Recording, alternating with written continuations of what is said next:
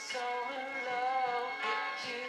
Welcome back to Real Estate Mindset. Today's video is gonna be absolutely bonkers. Now, the data is in, and the Texas housing market collapse is astonishing, especially in Austin, Texas, where it's experiencing price crashes that are absolutely mind-blowing or bonkers, whatever you prefer. I prefer bonkers. And today, we're gonna jump into Texas, and we're gonna review 4 metro areas to determine where in Texas you might find the opportunity of a lifetime. We're also gonna go into rent versus owning affordability. Then we're gonna go over new construction share of inventory as far as how much new construction is in the active inventory. Then we're gonna go over price declines, and then we're gonna take a look at inventory by measuring months of supply increases this year. And we're gonna do that in 4 metro areas: Austin, San Antonio, Dallas, and Houston. Now, remember, you guys, I am not a financial advisor.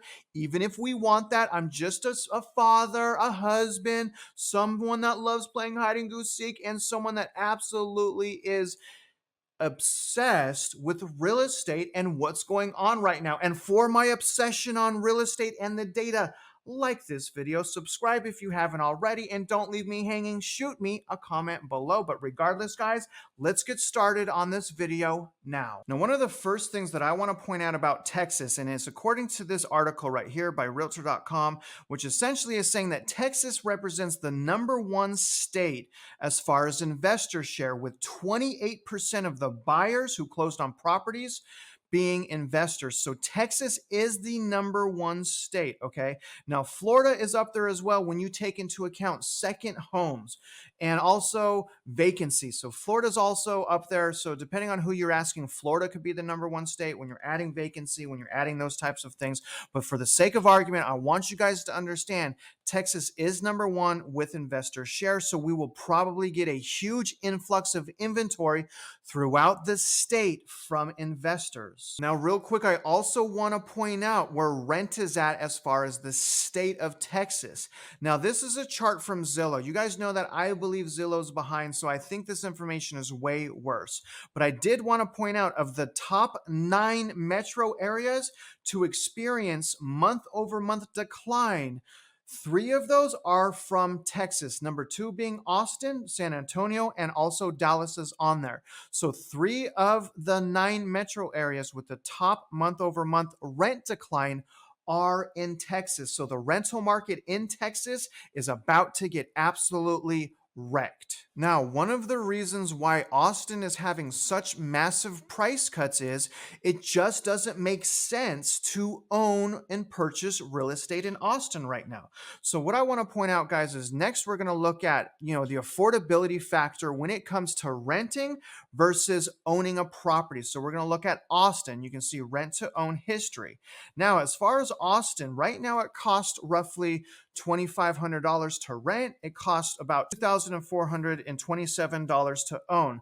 So it's only 3.2% cheaper to own. And here's the thing, guys, I don't think this information is accurate. I don't believe it's taking into account expenses like homeowners association, any type of repairs, maybe even taxes and insurance. So I think it's far worse. But as you can see in Austin, it doesn't make sense to buy right now because it's almost cheaper to rent. And I'll argue it is cheaper to rent in Austin right now. However, it does start to get interesting as we go down the list. So as you can see in San Antonio, it cost about $1,500 to rent, but only about $1,000 to own a home, which essentially means in San Antonio right now, it's 31.5% cheaper. Now, again, you guys, I'm just going over the Redfin data right now. I believe this is a lot worse, and I don't think this is taking into consideration HOA fees, repair fees, and things of that nature.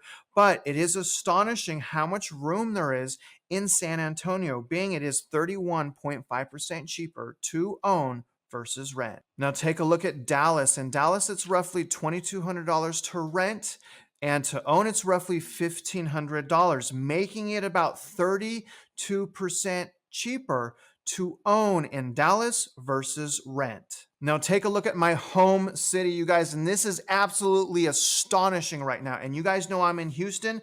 This is crazy. To rent right now, according to Redfin, it costs almost $1,800 to rent in Houston. To own right now in Houston costs about $942. That's it. So in Houston, wrap your mind around this. It's roughly 53% cheaper to own versus rent. So I'm in one of the lucky metro areas, you guys, that's actually pretty stable because there's still going to be a lot of demand because it's still somewhat, and it's just kind of, and I know this is a matter of opinion, but when we compare other metro areas, Houston is still somewhat more affordable. So I suspect the housing market, as far as the rental part of the housing market, I suspect that's going to start crashing in Houston because rents are way too high when compared to for how much an expense it would be for a person to purchase a house. So I expect that in the coming months. Now what I want to do is I want to jump into new construction data because I'm always telling you guys we're going to get a whole bunch of inventory for new construction. And I am blessed because Texas has the #1 state as well when it comes to new construction. So I want to show you guys exactly how much new construction share is in our actual inventory, because there's some places like in California where they have, in Florida, where they have very little inventory coming from new construction. So in Texas, we have new construction popping out of the seams. Let's take a look. So starting with Austin, and essentially what we're doing is we're adding these two inventories together. The red line represents new construction. The blue line represents existing or resale inventory.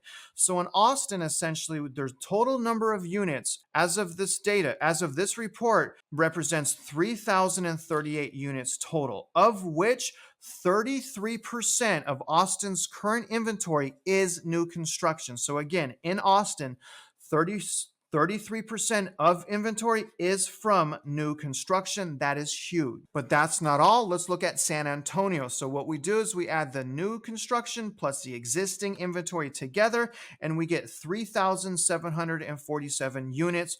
Now, once we understand that, we can then calculate how much of that is new construction. So in San Antonio, we have a whopping 37% of active inventory. Okay, guys? So again, this is astonishing. 37% of active inventory is new construction in San Antonio.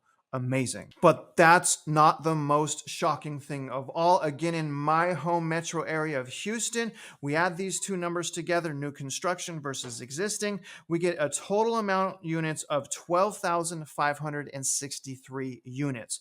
We then divide the new construction into that, and we find that in Houston, 38, an amazing, a mind-blowing, bonkers, 38.9% of inventory in Houston is new construction. So more than likely in Houston, not only are we going to see a rental collapse, but we're also probably going to see an additional price collapse, even though it's more affordable to own versus rent. Isn't that very interesting? Because again, typically Houston is a lot more stable, but I fear as a result of all the flippers, investor demand, and new construction, it doesn't matter how stable Houston used to be. Right now, it's in super big danger. Now let's move on to price declines. Starting with Austin. So we're looking at the median sales price from peak to right now in Austin. So Austin peaked at $574,000. It's dropped all the way down to $472,000,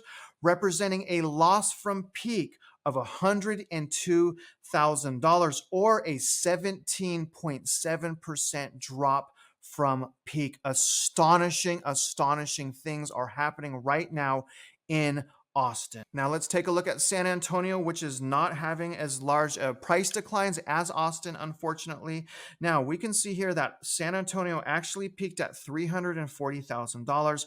It's gone down to a median sales price of $325,000, making that a $15,000 loss from peak, or sadly, only 4.4% decline from the peak as far as median sales price in San Antonio, Texas.